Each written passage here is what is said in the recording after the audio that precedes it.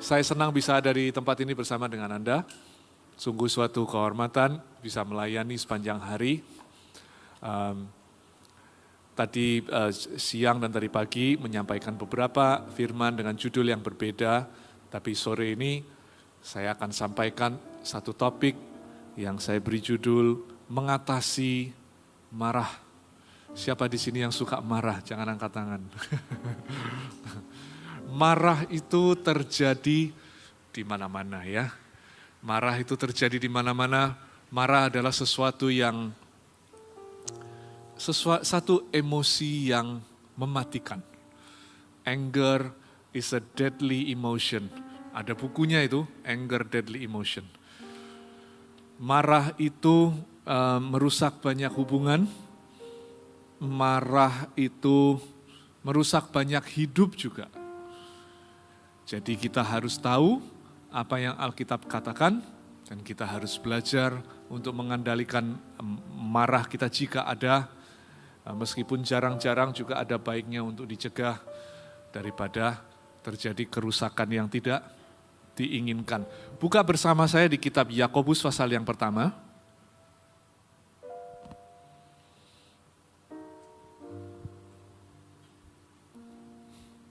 Bapak Ibu tahu Yakobus ini siapa? Yakobus ini adiknya Tuhan Yesus, anak daripada Maria dan Yusuf. Ya, jadi adiknya Tuhan Yesus. Jadi sedikit cerita aja Anda bayangkan, waktu kecil, ini saya ngarang sendiri ya, jadi jangan terlalu percaya, tapi didengarkan. Waktu kecil, Tuhan Yesus pasti kumpul sama adik-adiknya kan Tuhan Yesus masuk di dalam pelayanan kan pada waktu dia usia 30 tahun. Jadi Anda tahu adik itu selalu mengikuti kokonya kemana-mana dan selalu berusaha untuk meniru kokonya gitu ya, kakaknya, betul kan? Jadi kalau Tuhan Yesus melakukan sesuatu dia ingin melakukan. Gitu. Tapi saya bayangkan jadi Yakobus ini repot karena kakaknya dia Tuhan Yesus. Anda bisa bayangkan Tuhan Yesus kakaknya ini mengubah air menjadi anggur, ya kan? Jadi suatu ketika coba bayangkan mereka pergi ke pesta dan waktu itu kehabisan anggur tapi Tuhan Yesus nggak ada. Semua mata tertuju kepada Yakub. Lalu suatu ketika ya, karena dia kan adik kan mengikuti kokonya kemana-mana begitu. Nah, suatu ketika dia hampir tenggelam Bapak Ibu. Gak apa-apa pelan-pelan dipikir. Tuhan Yesus jalan di atas air, dia ngikut di belakangnya. Oke, anyway. Yakobus pasal yang pertama, kita lihat di ayat yang ke-19 sampai yang ke-20. Oke. Hai saudara-saudara yang kukasihi, ingatlah hal ini. Setiap orang hendaklah cepat untuk mendengar, tetapi lambat untuk berkata-kata dan lambat untuk marah. Wow, ayat berikutnya, sebab amarah manusia tidak mengerjakan kebenaran di hadapan Allah. Marah, kata Alkitab, tidak mengerjakan kebenaran di hadapan Allah. Kita dipanggil untuk harus cepat mendengar, lambat berkata-kata, lambat untuk marah. Tapi seringkali sebaliknya yang terjadi, mendengarnya itu lambat gitu ya, atau enggak sempat mendengar, atau mendengar tapi enggak merhatikan. Lalu kita cepat sekali berkata-kata, lalu berlanjut kepada marah. Namun marah itu tidak sepenuhnya buruk. Kalau ditanya marah ini kita adalah sebuah emosi yang kita dapatkan dari siapa? Marah ini sebuah emosi yang kita dapatkan dari siapa? Dari Tuhan Bapak Ibu. Karena kita diciptakan seturut rupa dan gambar Allah. Di Alkitab juga dicatat banyak kali Tuhan, baik di perjanjian lama maupun Tuhan Yesus di perjanjian baru, itu marah. Hanyalah bedanya begini, kalau Tuhan Allah itu marah, itu selalu dasarnya itu kasih. Kalau manusia marah, seringkali, bahkan hampir selalu bukan karena kasih. Ya kan, jarang kan kita marah karena kasih. Ya kan, kita datang ke pasangan kita lalu bilang, aku marah banget sama kamu karena aku cinta sama kamu. Jarang. Aku marah sama kamu karena aku mau kamu melakukan sesuatu yang aku mau, itu biasanya itu yang terjadi. Atau kita di jalanan gitu lagi dipotong sama orang, kita kejar, kita marah, kita buka kaca, kita bilang, I love you. Kan nggak mungkin kan. Ya.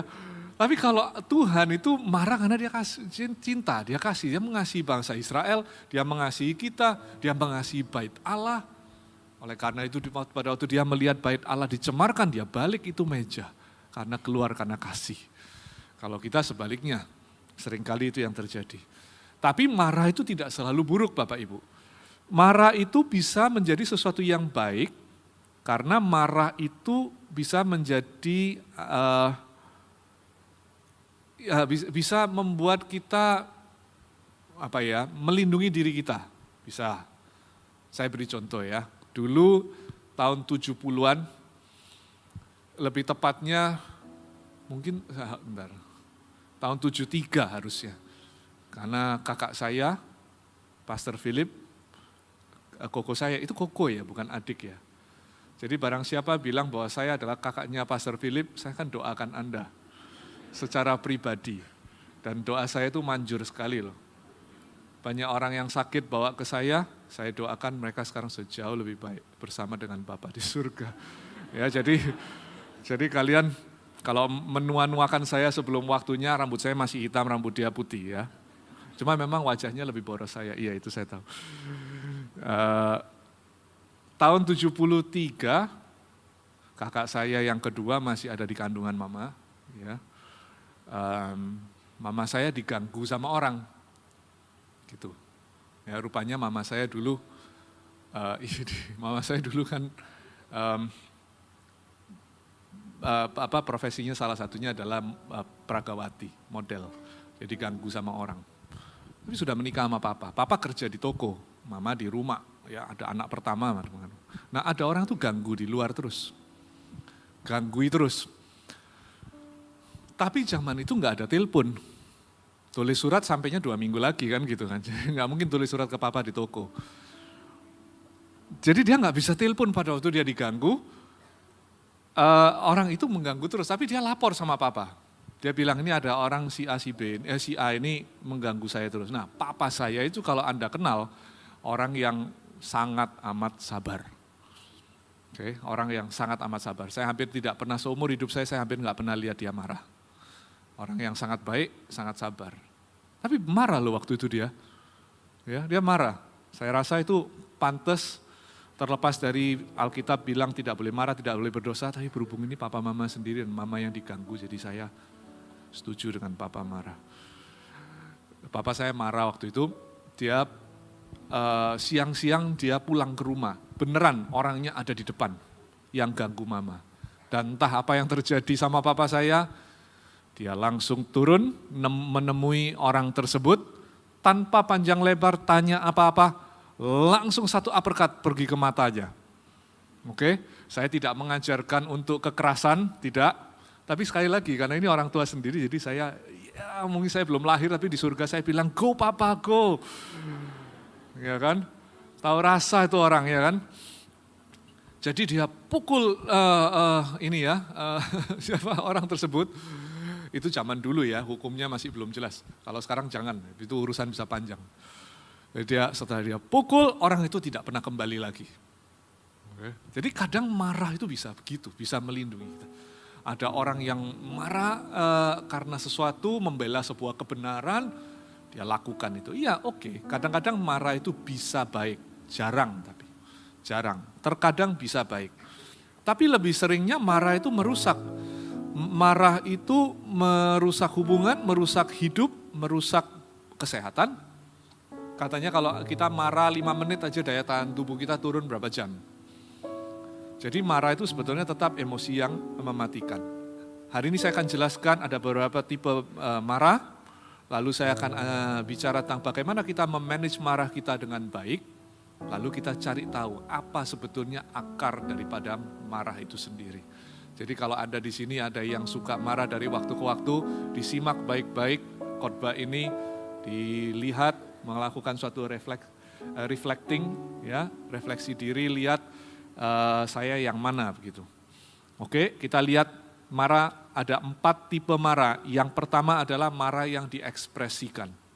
Marah yang diekspresikan, marah yang meledak-ledak, diekspresikan. Pernah tahu kan yang begitu? Pernah tahu ya?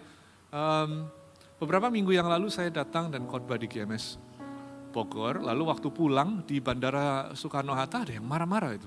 Saya kaget ya waktu berusaha check-in, ada seorang pria di telepon itu marah besar gitu sampai diliatin orang banyak. Ada satu cerita yang saya tulis juga di buku, jadi apa yang saya sampaikan ini ada di chapter 4 di buku yang Problem Free Life itu. Kalau Anda mau lihat itu lebih jelas di sana dan ada Q&A yang ada di pertanyaan-pertanyaan seputar marah lebih lengkap. Ini cerita yang saya tulis di sana. Suatu ketika ada satu orang pramugara, lupa saya namanya siapa ya, tapi airline-nya namanya JetBlue Airline. Ini terbang dari Taipei ke Amerika atau Amerika ke Taipei begitu. Pada waktu pesawat sudah landing, tapi belum berhenti dengan sempurna.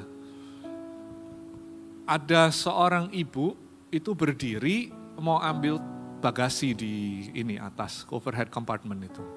Nah, di si pramugara ini ngambil intercom. Intercomnya diambil terus dia menegur. Dia kasih tahu, "Miss, ma'am, tolong duduk dulu, pesawat belum berhenti dengan sempurna."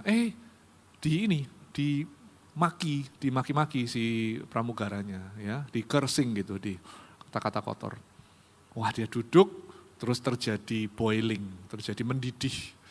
Kadang kan begitu kan, kita juga begitu kan, kita mulai mikir lalu emosi kita kemana-mana, perasaan kita semakin liar, semakin gak tahan, semakin gak terima, semakin panas, boiling dia. Setelah boiling dia gak tahan, dia ambil lagi itu intercomnya, terus dia mulai maki-maki di sana, dia mulai marah, dia ekspresikan marahnya. Itu marah yang diekspresikan. Setelah diekspresikan semua selesai puas, dia quit, lalu dia ambil 2 kaleng bir, terus dia buka pintu emergency-nya. Kan kalau pintu emergency dibuka, keluar ininya kan, slide-nya itu. Terus dia slide ke bawah, dia jalan ke parkiran, dia pulang. Ya tentunya berapa jam kemudian dia ditangkap sama polisi, terus urusannya jadi panjang. Tapi itu contoh di mana marah itu diekspresikan. Berapa banyak yang suka mengekspresikan marah di sini? Jangan angkat tangan, ya. Atau berapa banyak yang punya anggota keluarga yang suka marah? Ada si om yang suka minum itu, yang suka marah-marah. Ada tante yang kalau ada dia damai sejahtera hilang semua. Ada yang kalau pergi liburan keluarga pasti ada satu ini yang aneh-aneh yang suka membuat masalah gitu ya. Banyak lah, contohnya bisa banyak sekali. Tapi itu tipe marah yang pertama, marah yang diekspresikan. Lalu yang kedua itu namanya marah, tadi itu expressive anger, yang kedua adalah repressed anger. Repress itu diekspresikan tapi setengah, separuh. Ini yang disebut dengan perilaku pasif agresif atau passive aggressive behavior. Orang tersebut pasif di tempat yang tidak aman, tetapi agresif di tempat yang aman. Jadi misalnya kalau di gereja gitu ya, di gereja kebanyakan orang pasti akan menahan marah dong pasti. Itu jangan dibilang orang Kristen munafik, no itu bukan masalah munafik, itu masalah passive aggressive behavior. Kita orang Asia cenderung begitu. Kita tanya orang di gereja pasti kita senyum, "Apa kabar?" "Baik, shalom, luar biasa, thank you, God bless you." Sampai parkiran kita bisa marah-marah sama orang, bisa. Bukan berarti kita munafik, itu karena kita pasif di tempat yang tidak aman, di rumah lah, di tempat kerja, bukan di rumah, di tempat kerja, di rumah mertua mungkin ya kan, di gereja, itu kita pasif. Tapi begitu di tempat yang aman, biasanya di rumah kita jadi agresif. Ya, kita jadi agresif ya, pulang marah, pembantu kena amarah, istri kita maki-maki, kucing tetangga kita tendang ya kan, semua salah aja pokoknya, tapi di tempat yang kita bisa ekspresikan karena aman untuk melakukan itu. Tidak dilihat orang, tidak ditangkap hukum, tidak gitu-gitu ya.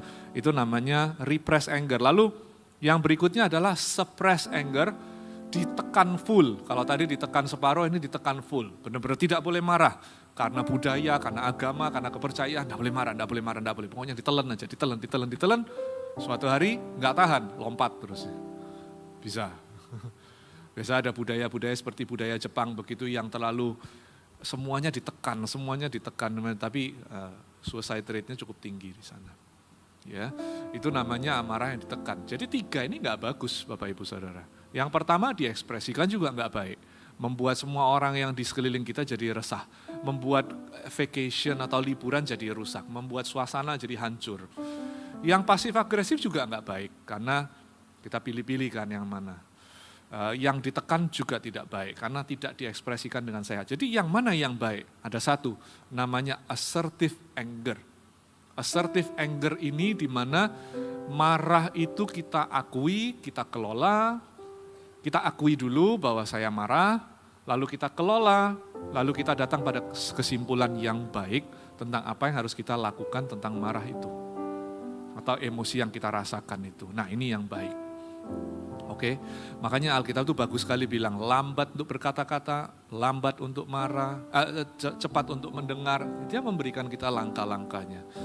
Oke, dan ada lagi yang mengatakan kalau itu bergantung padamu, sedapat-dapatnya hiduplah damai dengan semua orang. Gitu. Orang yang sabar lebih daripada pahlawan, orang yang tidak dapat menguasai diri seperti kota yang runtuh. Alkitab itu banyak sekali. Semua itu ada jawabannya di dalam Alkitab. Oke, kita lihat terlebih dahulu yang assertive anger ini adalah cara marah yang paling seimbang, paling selaras, dan paling ideal untuk kita mengelola marah kita. Tapi sebelum kita lanjut, saya mau mengingatkan kalau ada anak-anak muda di sini yang belum menikah, kalau Anda pacaran dengan orang yang suka marah, tolong dipikir ulang berkali-kali. Ya, orang yang pemarah itu berubahnya susah, obatnya susah. Obatnya susah, tobatnya juga susah.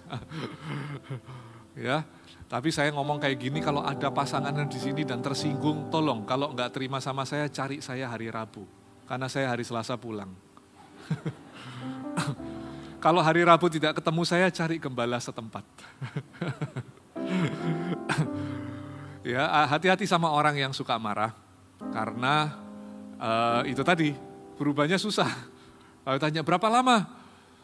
Orang yang sangat-sangat pemarah, yang benar-benar sangat ya, pemarah untuk berubah. Ini bukan suatu teori yang pasti, tapi kalau saya melihat dari pengalaman pribadi dan melihat orang lain, itu butuh waktu 10 tahun. Ya semoga kurang lebih lah, ya jangan lebih, nggak bisa kurang. Lama banget. Oke, kenapa kok bisa begitu ya, saya ngalami. Ya benar-benar, kalau ada yang enggak si Kojon ini baik, orangnya kalem kok. Itu saya berhasil menipu Anda. Ya, kita 3 bersaudara laki semua. Oke, bertumbuh di tahun 80-an lagi, di saat-saat banyak film Hong Kong. Ingat film Hong Kong? Ada yang tahu? Kalau tahu berarti usia Anda cukup banyak. Film Hong Kong tuh plotnya sama, kalau film Korea plotnya juga sama ya, kanker darah gitu ya kan. Saya tidak tahu sih, tidak pernah nonton drama begitu. Tapi kalau film Hong Kong tuh selalu sama, ada yang nyalai siapa, lalu nggak terima, lalu balas dendam, terus puas gitu aja. Ya. Jadi kita dulu itu sukanya berkelahi. By the way, kapan hari saya kumpul-kumpul sama beberapa teman-teman yang seumuran. Terus kita cerita-cerita tentang zaman dulu, wah dia cerita dulu dia suka berkelahi. Terus saya mikir, zaman sekarang anak-anak kita nggak terlalu berkelahi ya. Ya, karena nunduk ke bawah lihat HP soalnya. Ya masalahnya lain lagi nanti, narkoba, pornografi apa segala macam. Kalau dulu kita kan nganggur kan, ya, karena nganggur lihat, nggak ada apa-apa lihat. Kita tanya apa lu lihat-lihat gitu ya kan? Hah? Kalau dipikir-pikir lagi itu kurang kerjaan loh. Cuman orang liar kita tanya, ini saya sama itu pastor Anda itu ya yang tercinta itu ribut satu restoran sama orang Vietnam. Ya, kita di luar dulu tinggal, semua dimulai cuma lihat-lihatan aja. Apa lihat, terus satu ngambil kotak tisu dilempar, kita berdiri mulai ribut satu restoran kira-kira. Ya, heboh satu restoran. Antara grup kita sama grup sana gitu. Grup kita itu ya cuma pastor itu aja gitu. Mumpung orangnya nggak ada di sini. Ya, tapi kan yang dilihat buahnya, buah pertobatannya. Jadi Ya itu yang terjadi. Jadi dulu kita suka marah terus. Nah itu kebawa. Apalagi tinggal di luar lama. Di negara barat yang rapi, yang semuanya adalah entitlement, hakku ya. Makanya tinggal di Indonesia itu luar biasa. Tahun 2000 berapa itu, 2009 atau berapa itu, Time Magazine menyatakan Jakarta adalah tempat di mana orang-orangnya paling sabar. Tahu enggak itu? Dan emang iya, Jakarta tuh sabar loh. Ya. Anda kalau, saya tinggal di Surabaya, Anda kalau ke Surabaya, orang-orang di traffic enggak sesabar di Jakarta. Di Jakarta itu mungkin bukan sabar, mati rasa atau apa, saya tidak tahu. Tapi kalau kita di Surabaya itu ada orang keluar dari garis sedikit itu pasti ngebel dan marah pasti diliatin. Kalau Jakarta kan biasa itu ya, gitu ya. Putar balik, potong-potong apa semua itu siapa duluan, pokoknya nyesek-nyesek masuk gitu ya. Oke. Tapi itu tadi, tinggal di luar lama, jadi merasa punya hak ini, hak itu, entitled ini, entitled itu, emosian, gak terima, semuanya rapi, bleset sedikit marah, bleset sedikit emosi. Itu sembuhnya capek, susah lama, butuh waktu 10 tahun bagi saya.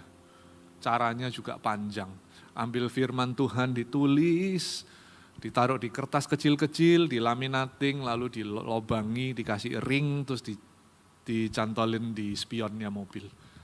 Kalau marah sama orang saya baca, saya punya kemampuan untuk mata satu lihat jalanan, satunya belok lihat firman Tuhan yang di sana. Terus dibaca itu tadi orang yang sabar lebih dari pahlawan. Nah itu naik turun, naik turun, naik turun. Struggle-nya itu real, struggle-nya real, nggak enak gitu. Hubungan bisa rusak, persahabatan bisa banyak salah paham dan sebagainya. Ya, jadi bagi Anda yang masih muda kalau punya pacar yang suka marah, tolong suruh sembuh, ya sama pikir ulang gitu. Dan bagi Anda yang pemarah, tolong jangan cari pacar dulu, sembuh dulu baru cari pacar. Ya, oke baik, kita langsung aja ngomong tentang assertive anger. Gimana caranya assertive anger? Saya kasih tips anger management. Ada 4 aja, very simple steps. 4 simple steps yang untuk kita lakukan kalau kita terpicu untuk marah, apa yang harus kita lakukan. Lalu kita akan bahas tentang akar daripada marah itu sendiri. Anger management yang pertama, kalau Anda terpicu untuk marah, Anda harus bilang sama diri sendiri, saya lagi marah. Ya, aneh ya, tapi itu berguna. Itu perlu untuk membuat kita itu pindah dari reaksi ke respon. Itu mencegah kita supaya tidak reaksi dan mempertimbangkan respon ketimbang reaksi. Misalnya sesuatu yang memicu kita untuk marah, kita di pikiran langsung mikir, saya marah ini, saya marah. I think I'm angry. Beberapa detik itu sangat esensial, sangat penting untuk kita shift dari reaksi ke respon. Jangan jadi orang yang langsung reaksi, jangan. Suami istri jangan langsung cepat-cepat keluar. Di dalam banyak perkataan, banyak pelanggaran. Ya, janganlah apalagi kalau memulai kalimat dengan kata-kata kamu, itu hati-hati. Kamu itu mengandung dakwaan. Iya kan? Kamu itu mesti. Nah, ya, itu kamu. Coba ngomong itu mulai dengan saya. Ya bukan saya itu merasa kamu itu mesti, itu sama aja ya, jangan. Tapi bisa mengatakan bahwa saya merasa kecewa kalau ini terjadi, kalau kamu tadi mengatakan seperti itu di depan orang lain, itu masih oke. Tapi kalau kamu itu selalu, kamu itu mesti, itu udah cari perkara namanya. Ya, jadi kita harus hati-hati. Yang pertama pokoknya itu jangan langsung reaksi, respon. Pertama ngomong sama diri sendiri, saya marah, ini saya marah. Yang kedua adalah tarik nafas yang dalam. Ya, pernah pakai ini? Saya pakai ini kayak jam-jam yang bisa menghitung heart rate dan semuanya. Ada breathing exercise kan, ada pilihannya untuk latihan nafas. 1 menit kita ikuti dia, inhale, kita inhale, exhale, kita exhale. Inhale, exhale, lalu dia kasih tahu sebelumnya heart rate-nya sekian, sekarang sekian. Selalu turun. Kalau tadinya resting heart rate-nya 70 begitu, setelah latihan-latihan begitu ternyata jadi 60, 63, 62 gitu. Jadi bagus, jadi turun. Jadi tarik nafas itu penting sekali. Tarik nafas yang dalam, buang nafas. 4 detik kalau bisa. Calm down, keep calm down. Sambil tarik nafas, menghindarlah dari tempat kejadian bila memungkinkan. Kalau mobil lagi jalan jangan. Tapi kalau memungkinkan, go. Di rumah mau ribut, istri ngomong sesuatu, suami memancing sesuatu. Saya lagi marah ini, saya marah, tarik nafas keluar dari rumah. Jalan bila perlu di kompleks, menghindar dulu supaya cool down, ya, supaya cool down. Bila perlu sambil jalan supaya pikirannya nggak selalu membayangkan, awas ya orang itu ngomong begini, nanti gua hajar dia. Bukan, tapi kita menghitung aja. Ya, menghitung apa? Menghitung 386 dibagi 16. Menghitung mundur aja ya. 20, 19, 18, 17, 16 itu pelan-pelan dihitung.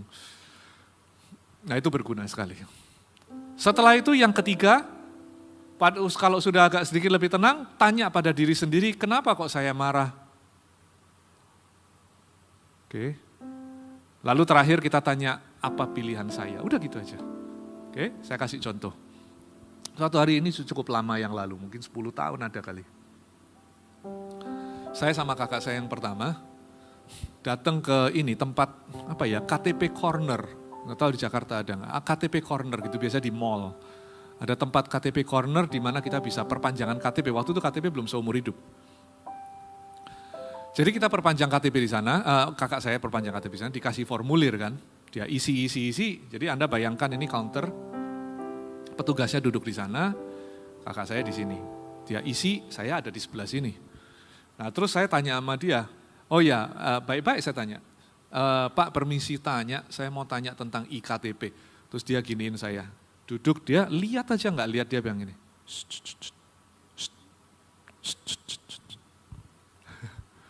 Ya, coba bayangkan kalau itu Anda gimana? Ya hal kecil sih, sekarang saya bisa merasa itu hal kecil. Cuma pada waktu itu saya jengkel.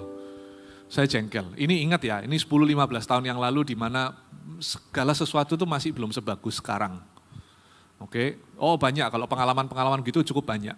Dengan pelayanan pemerintahan lah, ngomong terus terangnya, banyak pengalaman bro. Jadi ingat saya waktu itu mau urus apa itu, urus KTP juga ya, urus KTP-nya istri saya atau siapa gitu. Kita datang jam 11:50, yang perlu kita lakukan cuma simple, foto, tanda tangan, that's it. 11.50 nggak ada orang sama sekali. Ada tulisan di sana, jam istirahat jam 12. Saya coba, ini pencet belnya, ada orang yang keluar dari dalam. Saya bilang, Mas maaf mau foto sama tanda tangan KTP. Bolpennya nggak ada, udah hilang gitu aja. Ya kan? Ya karena banyak sekali pengalaman seperti itu, mau pasang listrik, orangnya datang bilang aneh-aneh lah apa, itu banyak sekali, itu pengalaman dah lumayan kenyang gitu ya apalagi. Nah waktu itu 10.5, jadi jengkel gitu, ngeliatin seperti itu jengkel. Jengkelnya itu banget sampai mikir, ini orang ya gitu ya kan. Nah tapi saya ingat, saya ambil contoh ini karena contoh ini di mana saya berhasil. Ya, makanya saya bilang sama kalian, supaya kalian tertipu ya. Contoh yang berhasil aja yang saya tunjukkan. Tapi kebetulan ini berhasil, saya ingat sekali marah, terus di pikiran saya mikir begini, ayo inilah waktunya untuk mempraktekkan teori ini. Jadi yang saya lakukan langsung saya bilang, John kamu marah. Saya udah kebayang macam-macam ya, udah kebayang mau marah balik ke dia lah, ancam dia lah, kerjain dia lah, banyak ya, skenarionya banyak sekali di pikiran, banyak opsi. Opsi busuknya banyak. Tapi waktu itu saya tarik nafas, saya bilang saya marah, saya tarik nafas, saya pergi. Jadi mallnya itu 3 mall jadi 1 begitu, saya jalan dari mall yang pertama sampai mall kedua lah minim. Saya jalan terus ke sana sambil menghitung mundur. Setelah agak tenang gitu ya, tenang, saya tanya saya sendiri, kenapa kamu marah? Kenapa kamu marah? Jawabannya selalu 2 kan, faktor luar, faktor dalam. Faktor luar sudah jelas. Saya marah karena dia bikin saya marah. Bukankah begitu? Kita marah karena orang lain bikin kita marah. Atau keadaan bikin kita marah. Ya, tapi faktor dalamnya apa? Kenapa kamu marah? Hari itu untung, hati saya nurut. Saya jawab, karena pride. Karena pride saya.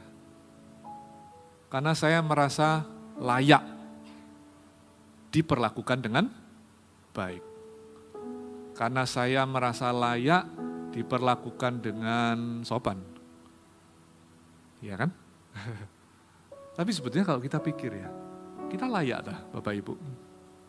Iya sih, jawaban generalnya ya layak lah, namanya manusia harus diperlakukan dengan baik. Tapi ngerti ya, siapa sih kita ini sebetulnya? Ya kan? Manusia yang seharusnya bergantung di atas kayu salib.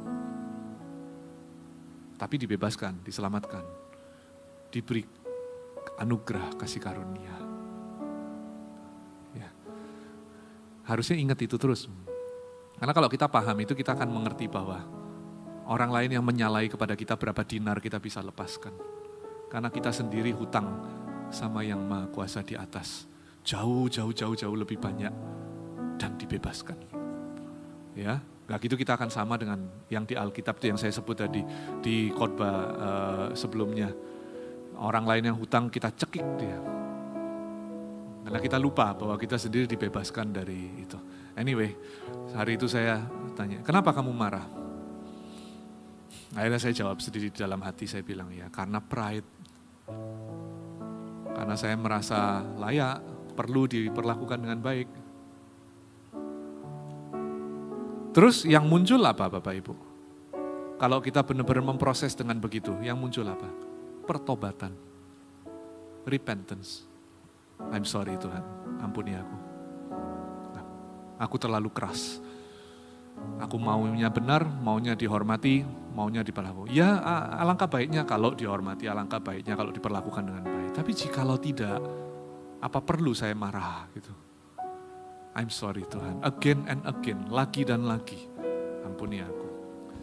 G.K. Chesterton ditanyain sama orang yang wawancara dia, ditanya begini, what is wrong with the world? Apa yang salah dengan dunia ini? Dia kasih jawaban yang singkat dan bagus sekali. Dia bilang gini, I am. Apa yang salah dengan dunia ini? Saya.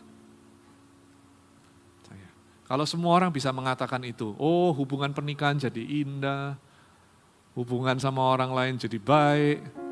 Karena apapun problem dimulai dari siapa? Saya. Sungguh. Problem itu dimulai dari saya. Ini yang saya tulis di buku di chapter pertama. Judulnya adalah Mengapa Masalah. Saya bahas bahwa problem itu dimulai dari saya. Dimulai dari dalam, karena di dalam itu di mana? Di dalam hati. Ya. Dan di dalam hati itu ada dosa. Dan dosa fokus kepada 3 hal. Perasaanku, keinginanku, dan kebutuhanku. Jadi akhirnya kita fokus di sana terus. Targetnya adalah memenuhi kepentingan diri sendiri. Nah, hari itu saya sambil jalan, udah tahu jawabannya bahwa I'm sorry Tuhan, yes it is pride saya yang berlebihan. Terus pertanyaan berikutnya kan pertanyaannya, apa pilihan saya? Selalu begitu ya, apa pilihan saya? Pilihan saya adalah kembali ke sana mempermasalahkan, atau let go. Let go. Melepaskan, merelakan. Rela itu kata kuncinya, merelakan. Ya, merelakan. Jadi hari itu untung saya lulus. Saya kembali ke sana, tidak mempermasalahkan, hati saya tenang, marahnya diproses, diakui, dikelola, lalu datang pada suatu kesimpulan yang baik, dalam hal ini di let go. Ada kalanya tidak perlu di let go, boleh. Belum di let go langsung boleh. Anda mau file komplain, tulis apa semua juga enggak apa-apa. Ya, sampaikan pengaduan lakukan apa yang perlu, tapi yang akhirnya itu harus damai. Jangan setelah file komplain, semua pengaduan, tapi masih gini terus. Kalau gini terus itu ya, orang lain loh yang nyalai kita sudah pulang tidur enak, kitanya yang gini terus. Ya, heart rate kita yang masih tinggi, kepala kita yang pusing, orang lain yang melakukan nggak ngerasa apa-apa sudah lupa, tapi kitanya terus yang terganggu. Jadi sebetulnya yang rugi itu diri kita sendiri. Jadi barang siapa yang marah nggak bisa ngampuni orang, itu sebetulnya yang rugi itu diri kita sendiri, bukan orang lain. Jadi itu yang terjadi, saya kembali, saya bilang dalam hati saya, I choose to let go, saya let go saja, kembali, ya sudah, Yang terjadi adalah waktu saya kembali ada bapak satunya lagi di sebelah sana. Dan saya tanya ke orang yang lain, guess what? Ramah tuh orangnya. Kadang-kadang kita lupa, untuk setiap satu orang yang nyebelin ya, ada 20 orang lain yang baik, mungkin lebih. Betul nggak? Untuk setiap satu orang yang menjengkelkan, yang sulit, yang keterlaluan, yang bikin kita nggak habis pikir. Kalau Anda lihat dengan jeli, ada puluhan bahkan ratusan orang lainnya yang baik. Pada dasarnya manusia itu baik. Pada dasarnya baik ya. Asalkan kita sendiri baik, orang lain juga kita menarik kebaikan orang lain ya. Oke, jadi itu sekarang kita langsung ke bagian yang terakhir, yaitu apakah akar daripada marah itu? Akarnya apa? Tadi kita sudah temukan satu, namanya pride. Harga diri ya, tinggi hati, harga diri, pride. Itu bisa membuat kita nggak mau kalah, nggak terima. Ya. Tapi ada satu lagi Bapak Ibu, yang ini penting sekali. Dr. Caroline Leaf itu menulis satu quote bagus, dia bilang gini, anger has a real name. Marah itu memiliki nama sesungguhnya. And her name is grief. Luka. Ya, pernah dengar juga kan orang yang terluka melukai orang lain? Hurt people, hurt people. Jadi bagi orang yang marah itu sebetulnya di balik itu adalah luka. Makanya semenjak mengetahui itu, menyadari itu ya, kalau saya bertemu dengan orang yang marah, saya muncul toleransi. Tidak membenarkan perilakunya, tetapi muncul satu perasaan kasihan ya. Dia bisa marah-marah seperti ini karena di balik itu ada luka yang belum sembuh. Dan sebaliknya, kita sendiri kalau marah, kita harus lihat diri sendiri juga loh. Kenapa kok saya sampai marah seperti itu? Kalau marah membela kebenaran nggak apa-apa. Tapi kalau marah terus, apa yang terjadi ya? Nah, itu mesti lihat. Kita mesti lihat kita ada luka nggak di balik semua itu. Oke?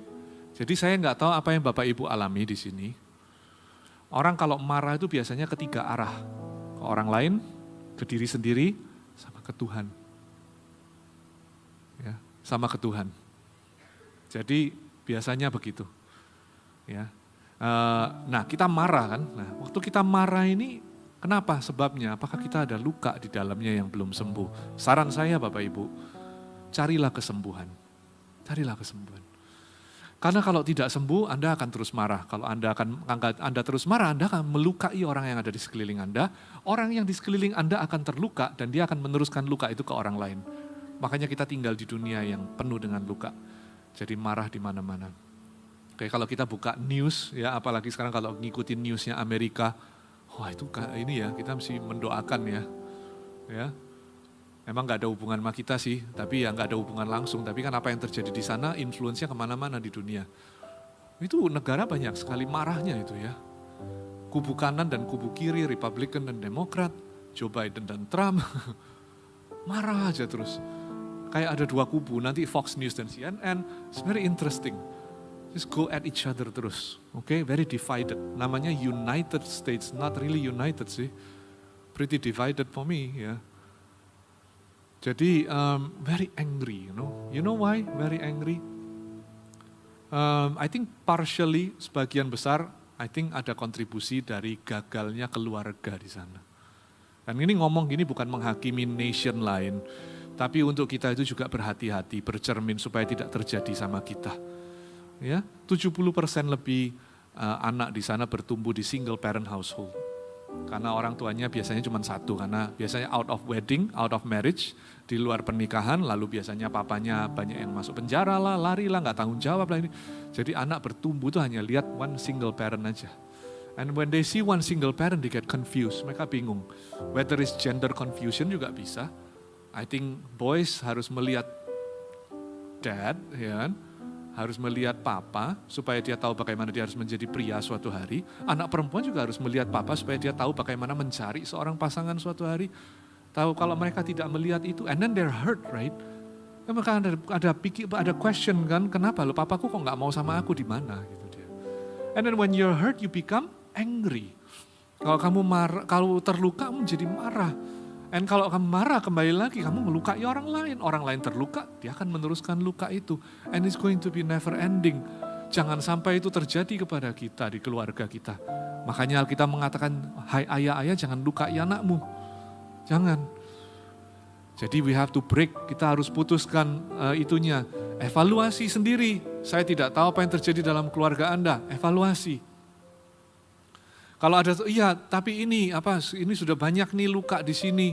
Dulu memang sempat broken, lalu ini mungkin ada anak yang banyak lah ya, kasusnya bisa macam-macam. Hey, ada harapan, ada harapan. Ini loh harapannya, lutut. Oke? Knees touch the ground. Berlutut, mohon sama Tuhan. Supaya stop di sana. Stop marah-marah, stop abusive behavior, stop saling melukai di dalam keluarga. I think it's important ya. Jadi saya berdoa hari ini yang Anda perlu ambil dari intisari daripada khotbah ini adalah perhatikan adakah luka di dalam dirimu, di dalam hidupmu. Kalau ada, sembuh, harus sembuh. Oke, saya tutup dengan satu pengertian. Untuk luka itu menjadi sembuh, harus terjadi satu hal namanya pengampunan. Baik Anda marahnya terhadap orang lain, terhadap diri sendiri atau terhadap Tuhan. Emang sih, masa Tuhan diampuni? Bukan. Kalau sama orang lain kita harus mengampuni, sama diri sendiri kita belajar mengampuni diri sendiri, sama Tuhan belajar berdamai dengan kedaulatan Dia. Kalau enggak gitu, kita marah kan? Kita luka, kita merasa luka. Tuhan kok enggak jawab doaku? Kita luka, makanya kita jadi orang marah-marah kemana-mana. Bisa marah sama gereja juga enggak jarang loh. Makanya ya, saya enggak terlalu pusing kalau ada orang, ini lihat ini TikTok nih, gereja kita dijelek-jelekin. Viral nih. Ya. TikTok orang bilang bahwa gereja kita apalah, merestui pernikahan duda, janda lah, inilah itu. Lalu di mana ada yang bilang kita, apa itu ya, kapan hari seru banget. TikTok bilang gereja kita apa gitu, ngambilin jiwa orang lah apa, ngerti. Simple bagi saya. Kasihan tuh orang terluka. Kalau nggak luka, nggak mungkin orang itu diam-diam marah seperti itu. Didoain aja. Ya, jangan ikutan marah, jangan ikutan terluka. Nanti nggak selesai ininya, chain reaction. Ya, jadi caranya supaya kita tidak luka bagaimana? Supaya kita harus sembuh dari luka kita gimana? Harus terjadi pengampunan. Terjadi pengampunan. Oke? Siapa di sini yang perlu mengampuni seseorang? Anda yang tahu. Jangan pulang dari tempat ini tanpa melepaskan pengampunan. Karena kalau Anda pulang masih belum mengampuni secara penuh, ya saya khawatir nanti keluar Anda masih orang marah berjalan gitu. Oke, nah sekarang saya tutup dengan menjelaskan pengampunan itu ada 3 level. Seringkali orang tidak paham ini. Ini ada di chapter 6 di dalam buku ya, kalau mau lebih jelas. Pengampunan itu ada 3 level. Anda tahu level apa itu aja? Apa levelnya itu apa aja? Tahu? Level 1, level 2, level 3. Udah itu aja. Ya, kan 3 level. Seringkali orang bilang saya sudah kok mengampuni, tapi awas kalau dia lewat. Nah itu berarti belum. Ya, sungguh benar saya sudah ampuni, sudah saya ampuni dia kok iya. Tapi kalau mau nyetir lewat rumahnya aja kita mesti belok cari jalan yang lebih jauh ya. Karena kalau lewat sana ini ada kupu-kupu di perut, nggak enak rasanya. Jadi mengampuni itu Bapak Ibu 3 level. Yang pertama adalah kita mengampuni orang lain untuk siapa? Untuk diri kita sendiri. Kita mengampuni orang lain untuk diri kita sendiri. Kita mengampuni orang lain karena kita perlu bebas. Stormy Omartian bilang, pengampunan tidak membuat orang lain menjadi benar. Tidak membuat orang yang salah menjadi benar, tetapi membuat saya menjadi bebas. Jadi kita mengampuni karena kita mau bebas. Misal ya, kalau Anda di jalanan atau dijengkelin sama orang begitu. Paling gampang ngomong di jalan lah. Dipotong sama orang, habis itu direm mendadak, habis itu dia masih maki-maki kita lagi. Kita punya 2 pilihan, mengampuni atau tidak mengampuni. Kalau tidak mengampuni ya bisa aja kita kejar lalu berkelahi sama orangnya. Kalau mengampuni prinsipnya seperti ini, aku mengampuni dia karena aku mau bebas. Bebas dari perasaan jengkel. Aku mengampuni dia bukan karena dia benar, tapi aku melakukannya untuk saya. Nah itu prinsip pengampunan yang pertama, masih cukup sederhana, masih bisa dilakukan. Tapi tidak cukup di sana, harus masuk lebih dalam satu level kedua. Yaitu kita dipanggil untuk mengasihi orang yang kita ampuni. Nah ini lebih berat lagi. Ya, mengasihi orang yang kita ngampuni, itu berat banget. Kalau ngampuninya cuman mengampuni untuk alasan-alasan yang sederhana masih nggak apa-apa. Tapi bagaimana kalau dilecehkan? Bagaimana kalau uang kita ditipu? Tapi tetap kan Alkitab mengajarkan kita untuk mengasihi orang yang kita. Kalau tidak bisa mengasihi dari dekat, mengasihi dari jauh. Kalau tidak bisa jadi teman lagi, nggak apa-apa. Ya, ada kalanya harus bijaksana. Sudah ditipu 3 kali, masa mau jadi best friend lagi gitu kan? Kita jaga jarak. Kita bisa mengasihi dari jauh. Tapi minimal kita bisa mendoakan keselamatan dia. Itu nomor 2. Nomor 3 ini Bapak Ibu, ini yang paling sulit. Nomor 3 ini namanya rela menanggung akibat daripada kesalahan orang lain. Ini berat sekali ini. Rela menanggung akibat dari kesalahan orang lain. Saya kasih contoh supaya Anda ngerti ya. Ada satu orang bernama Gary Ridgway. Dia ini diberi julukan The Green River Killer. Dia telah menculik, melecehkan, dan membunuh 48 wanita. Serial killer. Ya, serial rapist, serial kidnapper, serial killer. 48 orang jadi korbannya. Lalu dia ketangkap. Pada waktu dia tertangkap, itu korbannya itu diculik, diperkosa, dibunuh, terus dibuang di Sungai Hijau itu. Makanya dikasih julukan The Green River Killer. Jadi sebegitu kejinya dia. Lalu dia ditangkap dan jelasnya dia guilty, terus dia disentence masuk ke penjara 300 berapa tahun gitu. Jadi intinya dia akan mati di dalam lah. Ya. Tapi orang ini aneh, dingin. Ya, pembunuh berdarah dingin. No emotion, tidak ada penyesalan, just orang yang cold aja, dingin. Jadi waktu di pengadilan itu Anda bayangkan mukanya itu kayak nggak bersalah. Pada hari di mana dia divonis, itu hakimnya mengundang para anggota keluarga korban untuk datang. Pada waktu anggota keluarga datang, itu diberi kesempatan untuk naik ke mimbar. Ke pulpitnya sana untuk ngomong sesuatu kepada si pembunuh itu. Jadi Anda bisa bayangkan, satu-satu anggota keluarga maju ke depan, lalu bilang apa? Kamu adalah binatang. Ya pantas sih, ya. Yang kamu adalah binatang. Aku doakan kamu mati busuk di neraka gitu ya. Aku pokoknya didoain yang jelek-jelek. Terus ada satu orang pria, sudah berusia, pakai baju putih begitu, jenggotnya putih, maju ke depan dia. Terus dia bilang gini, Mr. Ridgway katanya, kamu telah mengambil sesuatu yang sangat berharga bagiku. Anaknya Bapak Ibu, anak perempuan. Anda bisa bayangkan anak perempuan Anda digituin orang. Ya, saya punya anak perempuan, saya nggak bisa membayangkan bagaimana saya harus merasa dan berpikir kalau itu terjadi.